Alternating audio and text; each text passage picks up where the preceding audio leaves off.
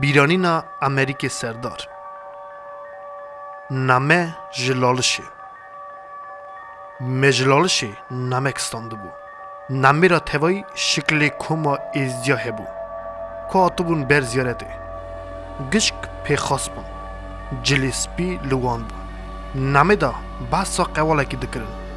که بریا سال 1917 هاتبو ارمنستانه لی ونگریه دنویسن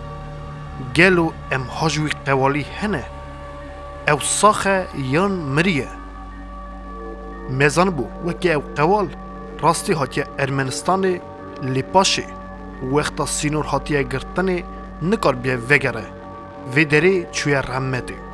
نامه دا اساجی هیوی کربون وکی شیخه کی مه بر رادیوی خبر ده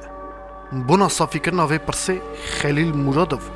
گازی چند روشنبیر میکر او گود وکی نمک وها هاتی استاندنی هیوی کرنه شیخ حکیمه بر رادیوی پیش دابه نها فکری و چیه اوی پرسی چند مریا خبر دا لگوتن وان دل بخت را نای بیرامن اجی جهال تزه و درید خبتم مجی خاکشی ارتکر او گوته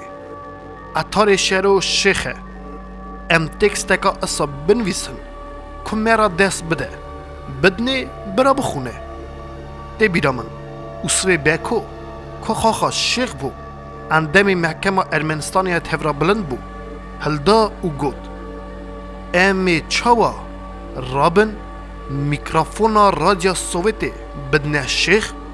اساجی قرار کردن وکی شیخ برادیوی دا پیجدان نی او نامه اساجی ببرسو ما امریک سردار